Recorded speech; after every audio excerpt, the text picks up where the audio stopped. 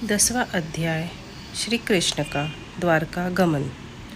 शौनक जी ने पूछा, धार्मिक शिरोमणि महाराज युधिष्ठिर ने अपनी पैतृक संपत्ति को हड़प जाने के इच्छुक आतताइयों का नाश करके अपने भाइयों के साथ किस प्रकार से राज्य शासन किया और कौन कौन से काम किए, क्योंकि भोगों में तो उनकी प्रवृत्ति थी ही नहीं।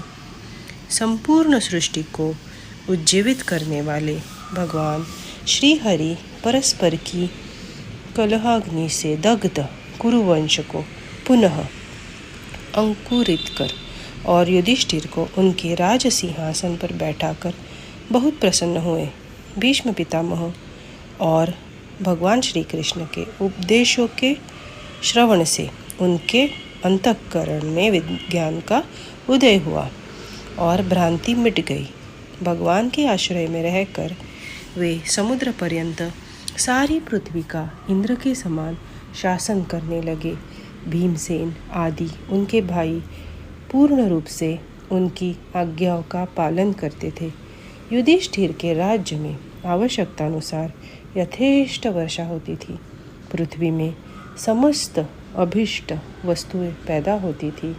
बड़े बड़े थनों वाली बहुत सी गौवें प्रसन्न रहकर गौशालाओं को दूध से सींचती रहती थी।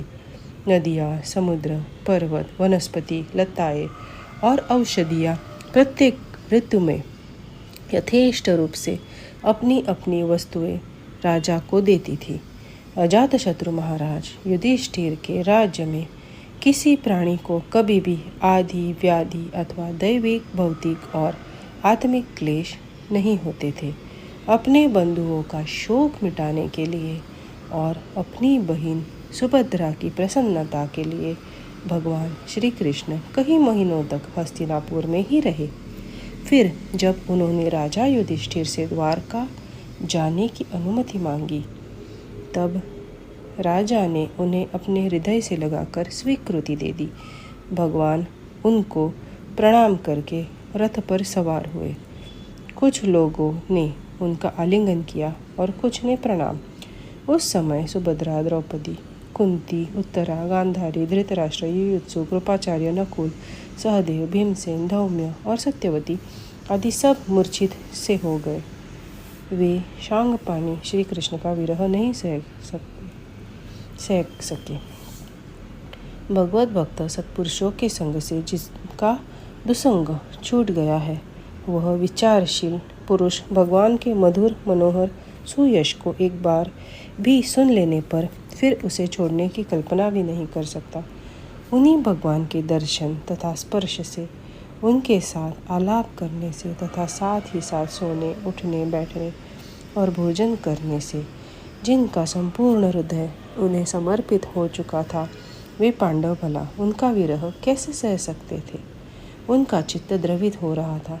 वे सब निर्निमिष नेत्रों से भगवान को देखते हुए स्नेह बंधन से बंधकर जहाँ तहाँ दौड़ रहे थे। भगवान श्री कृष्ण के घर से चलते समय उनके बंधुओं की स्त्रियों के नेत्र उत्कंठावश उमड़ते हुए आंसुओं से भर आए, परंतु इस भय से कि कहीं यात्रा के समय अपशकुन न हो जाए, उन्होंने बड़ी कठिनाई से उन्हें रोक लिया। भगवान के प्रस्थान में के समय मृदंग, शंख, भेरी, वीणा, ढोल, नरसिंगे, धुंधुरी, नगारे, घंटे और धुंदुभिया आदि भी बजने लगे। भगवान के दर्शन की लालसा से कुरुवंश की स्त्रियां अटारियों पर चढ़ गई और प्रेम, लज्जा एवं मुस्कान से युक्त चितवन से भगवान को देखती हुई उन पर पुष्पों की वर्षा करने लगी। उस समय भगवान के प्रिय सखा घुंघराले बालों वाले अर्जुन ने अपने प्रियतम श्री कृष्ण का वह श्वेत छत्र, जिसमें मोतियों की झालर लटक रही थी और जिसका डंडा रत्नों का बना हुआ था, अपने हाथ में ले लिया। उद्धव और सात्यकी बड़े विचित्र चैवर डुलाने लगे। मार्ग में भगवान श्री कृष्ण पर चारों ओर से पुष्पों की वर्षा हो रही थी। बड़ी ही मधुर झांकी थी। जहाँ तहाँ ब्राह्मणों के दिए हुए सत्य आशीर्वाद सुनाई पड़ रहे थे। वे सद्गुण भगवान के तो अनुरूप ही थे, क्योंकि उनमें सब कुछ है, परंतु निर्गुण के अनुरूप नहीं थे, क्योंकि उनमें कोई प्राकृत गुण नहीं है।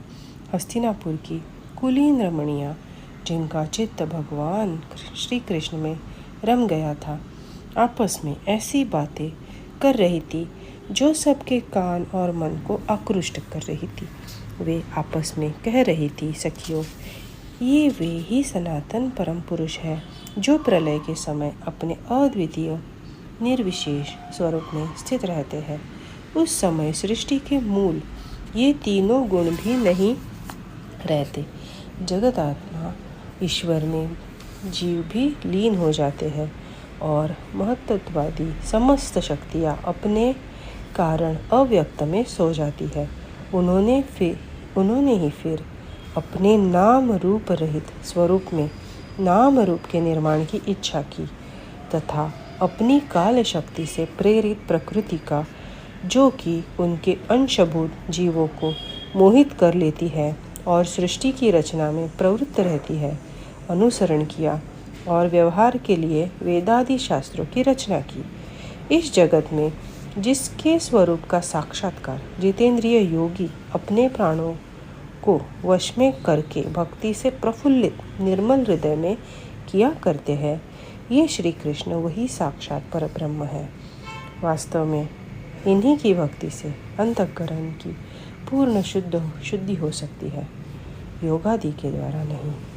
सखी, वास्तव में ये वही है जिनकी सुंदर लीलाओं का गायन वेदों में और दूसरे गोपनीय शास्त्रों में व्यासादि रहस्यवादी ऋषियों ने किया है, जो एक अद्वितीय ईश्वर है और अपनी लीला से जगत की सृष्टि, पालन तथा संहार करते हैं, परंतु उनमें आसक्त नहीं होते।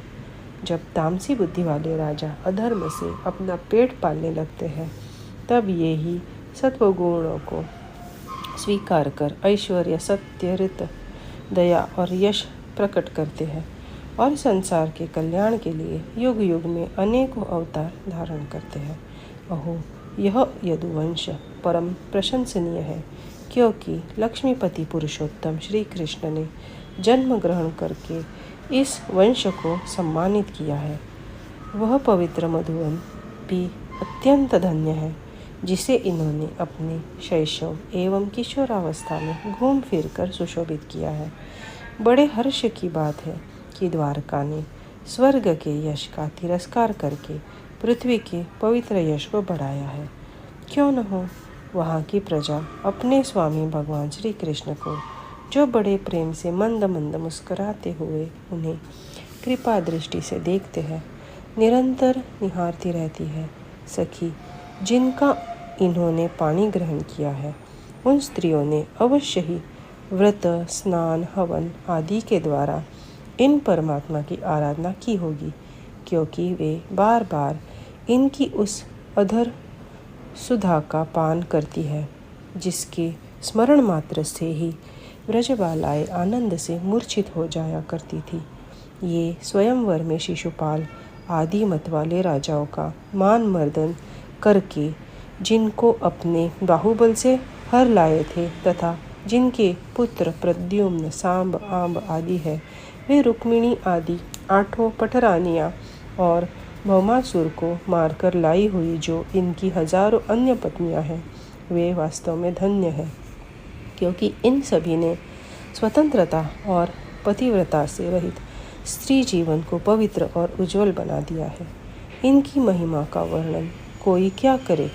इनके स्वामी साक्षात कमल नयन भगवान श्री कृष्ण है, जो नाना प्रकार की प्रिय चेष्टाओं तथा पारिजातादि प्रिय वस्तुओं की भेंट से इनके हृदय में प्रेम एवं आनंद की अभिवृद्धि करते हुए कभी एक क्षण के लिए भी इन्हें छोड़कर दूसरी जगह नहीं जाते।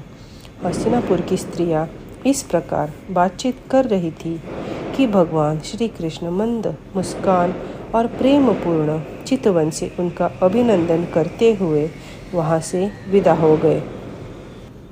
अजातशत्रु युधिष्ठिर ने भगवान श्री कृष्ण की रक्षा के लिए हाथी, घोड़े, रथ और पैदल सेना उनके साथ कर दी। उन्हें स्नेहवश यह शंका हो आई थी कि कहीं रास्ते में शत्रु इन पर आक्रमण न कर दे। सुदृढ़ प्रेम के कारण कुरुवंशी पांडव भगवान के साथ बहुत दूर तक चले गए। वे लोग उस समय भावी विरह से व्याकुल हो रहे थे। भगवान श्री कृष्ण ने उन्हें बहुत आग्रह करके विदा किया और सात्यकी, उद्धव आदि प्रेमी मित्रों के साथ द्वारका की यात्रा की।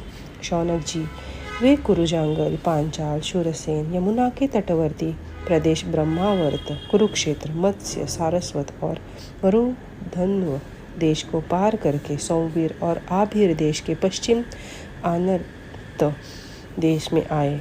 उस समय अधिक चलने के कारण भगवान के रथ के घोड़े कुछ थक से गए थे। मार्ग में स्थान स्थान पर लोग उपहार के द्वारा भगवान का सम्मान करते थे। सायंकाल होने पर वे रथ पर से भूमि पर उतर आते और जलाशय पर जाकर संध्या वंदन करते। यह उनकी नित्यचर्या थी।